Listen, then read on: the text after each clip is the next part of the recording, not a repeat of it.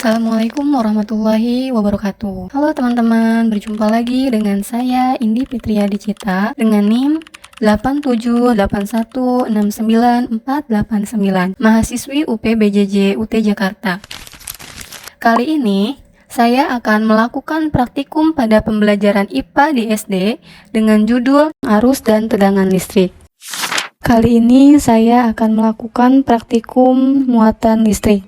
Tujuannya pertama menunjukkan adanya muatan listrik pada suatu benda akibat yang timbul dari sifat muatan. Kedua, memperlihatkan adanya gaya elektrostatika dua buah benda bermuatan.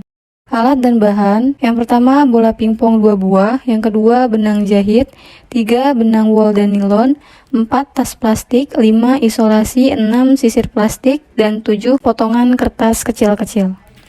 Percobaan pertama, gantunglah sebuah bola pingpong pada bagian pinggir meja dengan menggunakan benang dan isolasi. Gosoklah tas plastik pada baju beberapa kali. Kemudian dekatkan dengan bola pingpong, amati apa yang terjadi. Lihat pada video, bola tarik-menarik dengan plastik yang digosok.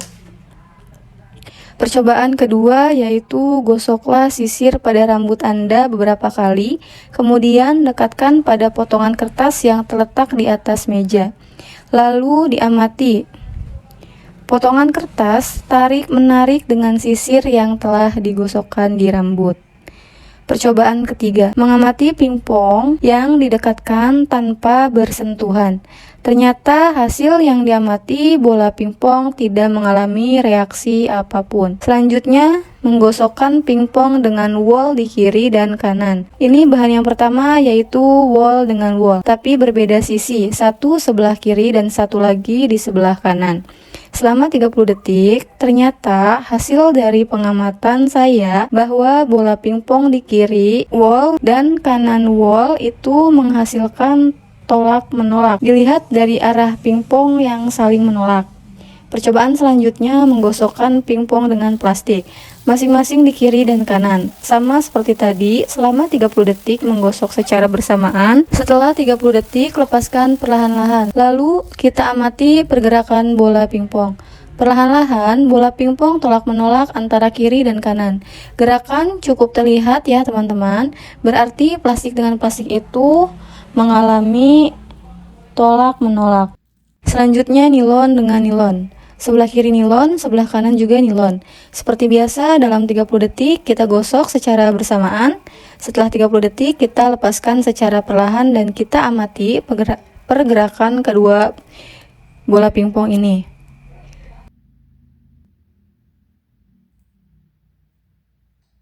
Dan telah terlihat terjadinya tolak-menolak antara pingpong yang kiri dan kanan.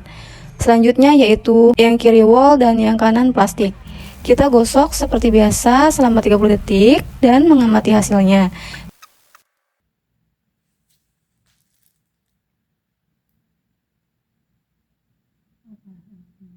Ternyata bola pingpong saling tarik-menarik. Selanjutnya wol di kiri dan nilon di kanan.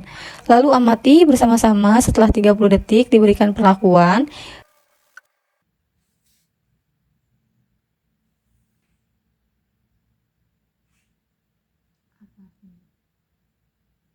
Dan ternyata wol dengan nilon tarik-menarik. Selanjutnya plastik dengan wol. Plastik sebelah kiri dan wol sebelah kanan. Kita perhatikan hasil dari perlakuannya. Setelah diamati, didapatkan bahwa plastik dan wol itu tarik-menarik. Selanjutnya plastik dengan nilon.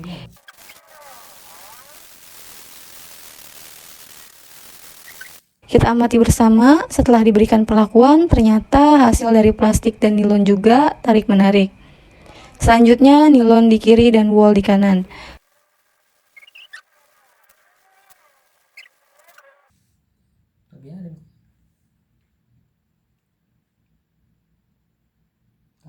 Ternyata hasil yang diamati adalah nilon dan wol itu saling tarik-menarik. Dan yang terakhir adalah nilon dengan plastik. Nilon di kiri dan plastik di kanan. Diberikan perlakuan yang sama.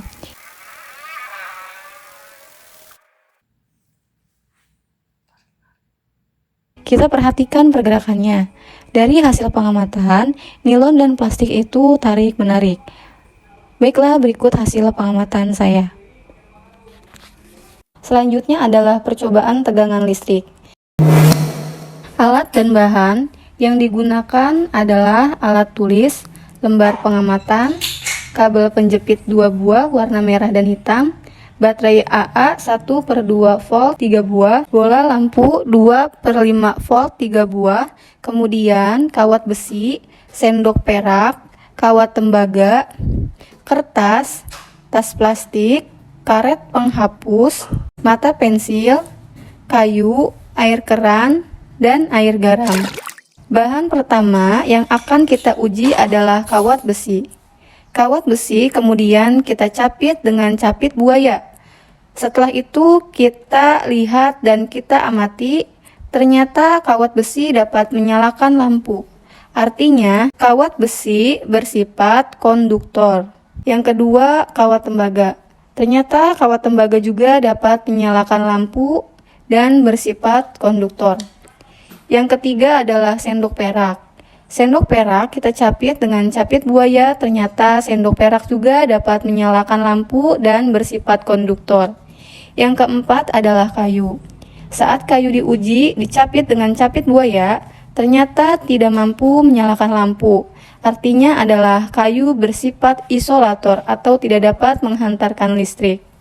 Yang kelima adalah karet penghapus. Karet penghapus diuji ternyata tidak mampu menyalakan listrik, artinya bersifat isolator. Yang keenam adalah grafit atau mata pensil. Grafit atau mata pensil dicapit dengan capit buaya ternyata mampu menyalakan lampu sehingga bersifat konduktor atau menghantarkan listrik. Yang ketujuh adalah kertas. Kertas dicapit dengan capit buaya ternyata kertas tidak mampu menyalakan lampu, artinya bersifat isolator. Yang kedelapan adalah tas plastik. Tas plastik pun sama seperti kertas, ternyata bersifat isolator atau tidak mampu menghantarkan listrik. Begitupun air keran. Air keran ternyata saat diuji tidak dapat menyalakan lampu, artinya bersifat isolator. Dan yang terakhir yang akan kita uji adalah air garam. Saat air garam diuji, ternyata air garam mampu menyalakan lampu, artinya bersifat konduktor. Kesimpulan, benda-benda yang dapat menghantarkan listrik disebut dengan konduktor. Sedangkan benda yang tidak dapat menghantarkan listrik disebut dengan isolator. Berdasarkan hasil pengamatan, kawat besi, kawat tembaga, sendok perak, grafit atau mata pensil, dan air garam merupakan konduktor. Kayu, karet penghapus, kertas, tas plastik, dan air keran merupakan isolator. Alat dan bahan yang digunakan adalah 3 buah baterai AA, kemudian 2 buah capit buaya berwarna merah dan hitam, dan lampu bolham 2/5 volt. Pada percobaan pertama, di mana 2 buah kabel diletakkan pada kutub positif saja, hasilnya tidak ada tegangan listrik, sehingga pada rangkaian tersebut lampu tidak menyala. Pada rangkaian kedua, saat kutub positif dan kutub negatif disambungkan, ternyata lampu dapat menyala dengan redup. Karena sumber tegangan yang dihasilkan oleh baterai AA hanya memiliki kapasitas 1/5 volt, sedangkan lampu yang digunakan memiliki tegangan 2/5 volt. Hal ini berarti daya baterai kurang cukup untuk menyalakan lampu dengan kondisi yang terang. Dan rangkaian yang ketiga, baterai ditambahkan 1 buah, kemudian disusun secara seri. Ternyata lampu dapat menyala terang karena baterai yang dirangkai secara seri akan menghasilkan tegangan yang lebih besar menjadi 3 volt, hingga cukup untuk menyalakan lampu sebesar 2,5 volt. Kesimpulan, semakin besar tegangan baterai yang diberikan, maka lampu akan menyala lebih terang. Sebaliknya, semakin kecil tegangan baterai yang diberikan, maka lampu menyala lebih redup. Percobaan ketiga, energi listrik. Alat dan bahan yang akan kita gunakan pada praktikum hari ini ada stopwatch, baterai, rangkaian kabel yang dililit kawat kecil, dan korek api. Pertama, kita nyalakan saklar. Setelah itu, kita tunggu selama 2 menit. Setelah 2 menit, kita taruh ujung korek di tengah lilitan kawat kecil. Lalu kita amati ujung koreknya. Ternyata hasilnya ujung korek mengeluarkan api. Kesimpulan, energi listrik adalah energi yang timbul akibat pergerakan elektron bermuatan negatif pada suatu penghantar. Baterai merupakan salah satu sumber energi listrik.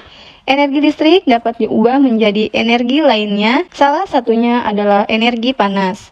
Adanya perubahan energi listrik yang terdapat pada baterai menjadi energi panas pada lilitan kawat kumparan. Karena lilitan kawat kumparan merupakan konduktor, yaitu zat perantara yang dapat menghantarkan listrik dan panas. Sekian, terima kasih, semoga bermanfaat. Wassalamualaikum warahmatullahi wabarakatuh.